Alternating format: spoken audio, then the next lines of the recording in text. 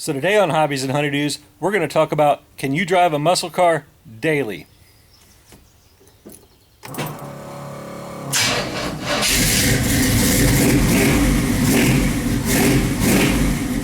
I don't know.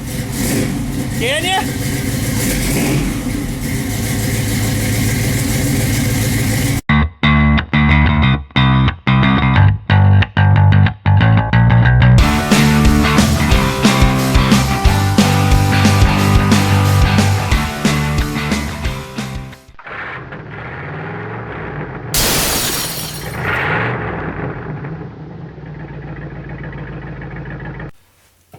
Hey everybody, welcome to the channel, Hobbies and Honeydews. Today we're going to talk about, can you daily drive a muscle car? I can't answer it. I can't say yes, I can't say no, but I can give you my experience and let you determine whether you can drive a muscle car daily. Now when I talk about muscle cars, I'm not talking about your new modern muscle cars. I'm talking about old classic muscle cars. First thing you need to know, things are going to break. Know how to fix them. Whether it's here under the hood or here under the car, things are gonna break. That brings us to the next step. Know how to fix it. There's tons of videos on YouTube. All it takes is some time and some patience. You can learn how to fix it. I didn't know how to fix these things till I started working on them and learned how to fix them. Granted, that was years ago and my knowledge is built up, but I still don't know everything. I'm still learning. Every time I get in this car, drive it, work on it, whatever, I learn new things on how to fix this car because things break. Like I said, things break. If things do break, know how to fix them and be willing to learn. And like I said, have patience. You can drive a daily car. I've done it. Like I said, can you? I don't know. That's for you to determine.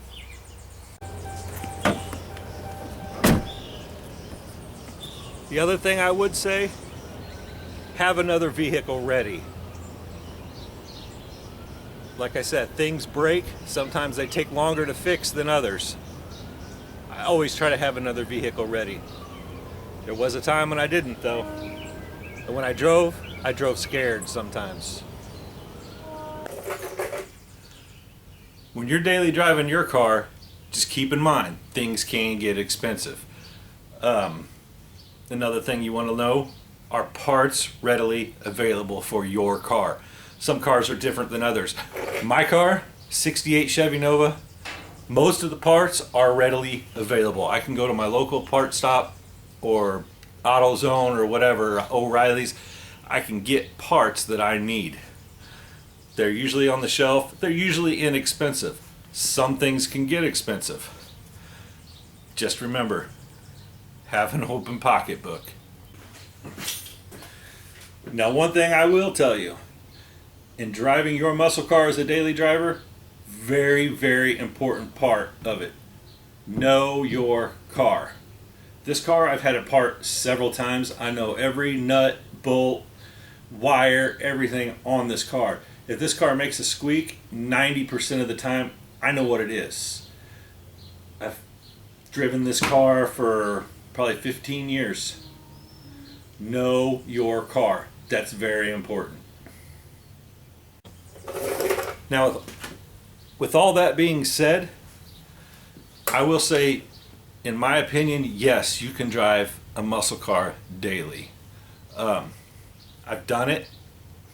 I enjoy it. It is fun.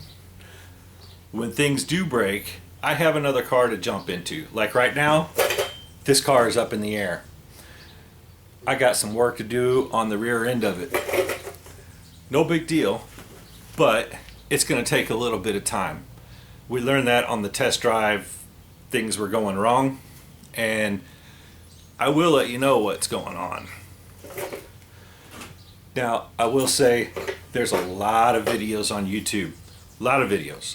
You can usually type in on YouTube what is wrong with your car, and something will come up on how to fix it. And a lot of them are really good. They'll give you detailed how to fix your car.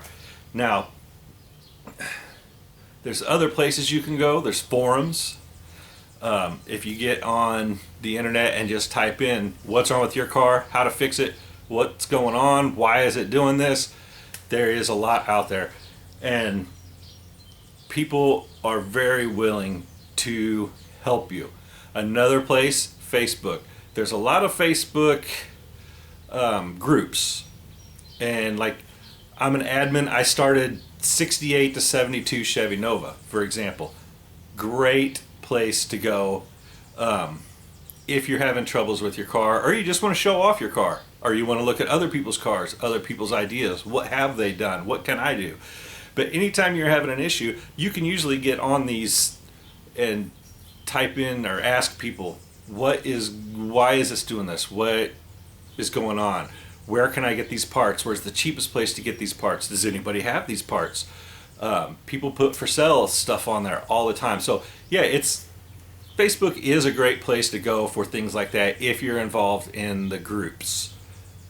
Definitely recommend them groups in Facebook. And I definitely recommend the videos on YouTube, because people will show you how to do it. Now, when I say be willing to learn, I mean be willing to learn. Be willing to learn your car.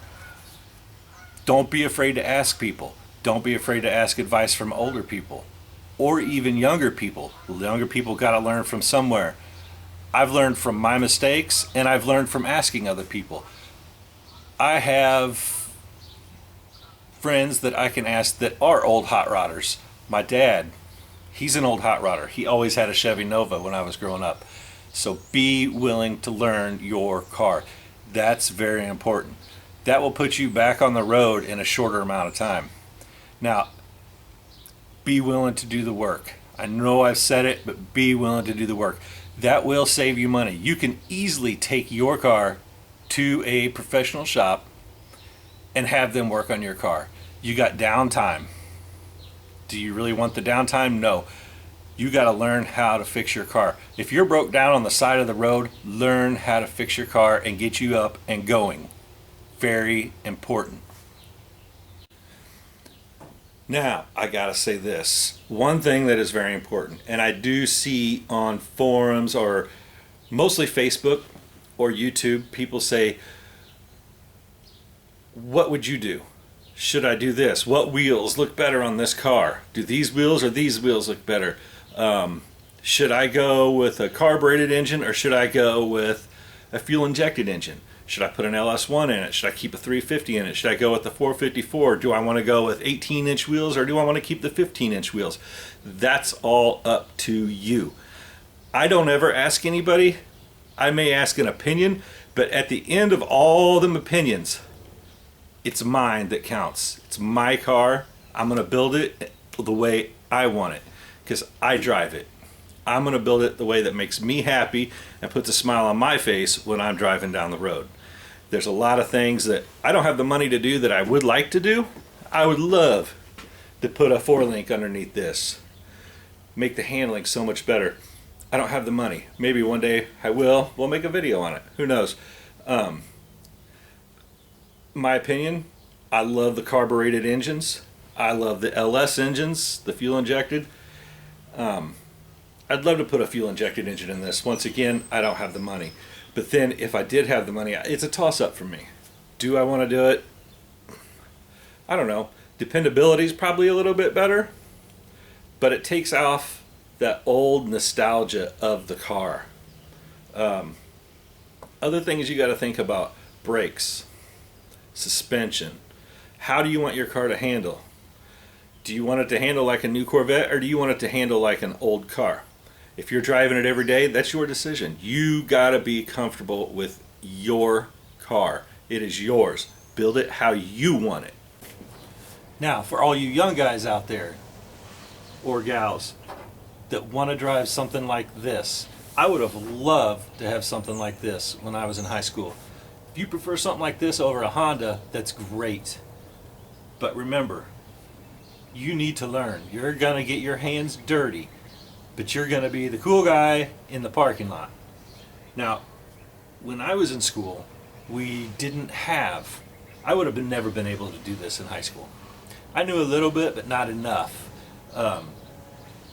We didn't have the internet and all that. You younger generation, you guys have a bigger advantage than we did.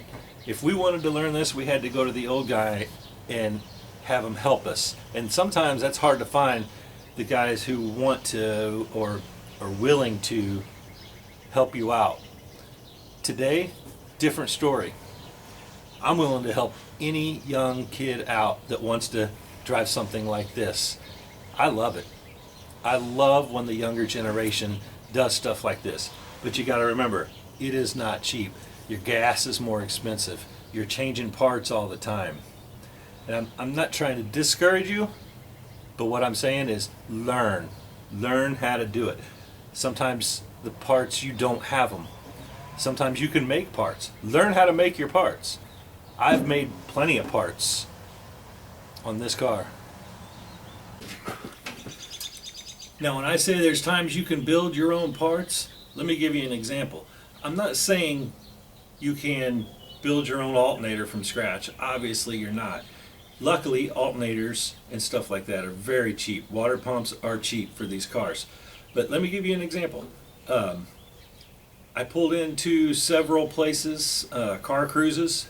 I won't go to car shows, but I go to car cruises. I pull in, and the first thing that happens when I get there, my radiator pukes all over the place. I got online, and I looked up for a catch can for overflow, and wow, they were expensive. So I turn around, I find an old coffee cup that was made out of stainless steel. And I thought, you know, this would be a great thing to do. I could do this. It's not that hard. So I turned an old coffee can into my catch can. Things like that you can do. That will save you money rather than spending $150 or whatever on a catch can. You can make your own. I made my own bracket. I had a bracket laying around and I configured it to work with my car and my coffee mug. The linkage on my carburetor right here, I made all that. I took a piece of just a rod and I threaded it myself, and I got these and I drilled a hole through it and I threaded those. This works great. The problem I had was when I went back, it would stick on my air cleaner, so I just put a plastic rise in there. Piece of cake. I made my own parts. I saved a lot of money by just making that part. So can you drive a muscle car? I say that's totally up to you. But if you can put the time, effort, and learn, I'm going to say yes. You can drive a muscle car. Anyway, thanks for watching Hobbies and Honeydews. Till next time.